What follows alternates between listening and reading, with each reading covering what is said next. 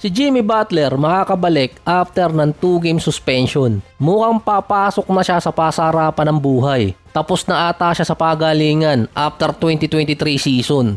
Hindi niya na hinahabol ang mag-champion sa ngayon. Ang hinahabol niya mag-ala Ben Simmons. So sa malamang mayroong magkokomentong paano mo naman nasabing hindi na naghahabol ng championship itong si Butler. Dahil yon sa mga pinili niyang destination. Isa pa, tingnan nyo na lang din si Paul George. Mas pinili niya yung max contract kesa magstay or pumili ng team na contender. Kahit yung request niya ng mga destination na team, hindi yun para sa contender, kundi contender na makakapagbigay sa kanya ng malaking kontrata. Yung intention ni Butler, makapirma ng $175 million sa loob ng 3 taon sa Phoenix Suns dahil sila yung team na isa sa makakapagbigay sa kanya ng ganong kontrata. Kung wala yung bagong CBA, alam din ng mga star player ngayon na yung Suns ang better destination ngayon para makakuha ng malaking kontrata dahil yung team owner nila willing magbayad, makakuha lang ng championship. Kaya yung iba mga fans ngayon bukang bibig pa rin yung championship. Pero yung iba mga player ngayon habol yung legacy, pero karamihan ng mga player ngayon habol na yung talent fee. Sinabi na rin ni Chandler Parsons na mas pinipili ng mga player ngayon ang 100 million kesa championship ring. Malamang wala na nakakaalala sa kanya, wala rin siyang championship pero meron siyang $126 million na kinita sa kanyang buong karir. Kahit si James Harden dati nung nasa Sixers pa siya at nagre-request ng trade, ang pinaka-reason lang naman niya kung bakit Clippers gusto niyang mapunta at ayaw sa ibang team dahil sila lang ang makakapagbigay sa kanya ng malaking kontrata.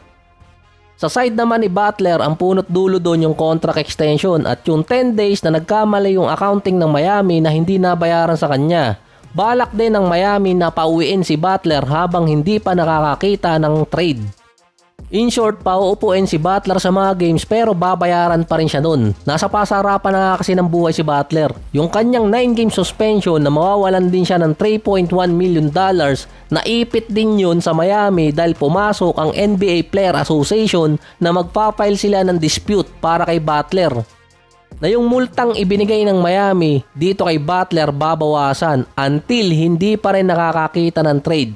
Mawawalan din ang Miami ng halos rights na isuspend si Butler without pay. Actually, pwede siyang isuspend kaso lang magpapay lang ng petition yung Player Association behind dito kay Butler. Ang pwedeng gawin doon ng Miami, pahirapan si Butler na mabawi yung kanyang suspension money.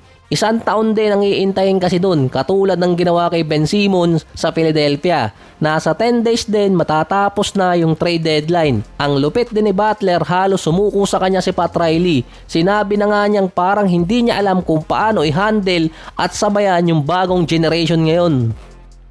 Sa dahilan na hindi na pwedeng basta-basta isuspend ng Miami itong si Jimmy Butler para hindi lang siya mabayaran, ang pwedeng gawin doon ng Miami, pwede siyang i-trade sa kahit anong team na hindi niya gusto, particular yung Memphis na interesado pa rin sa kanya.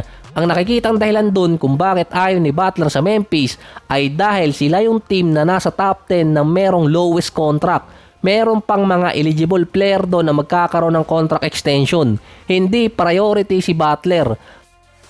Kung wala pang team na makita si Butler sa offseason na makakapagbigay sa kanya ng max contract, mapipilitan siyang mag-accept ng player option at lalong iikli ang kanyang contract year.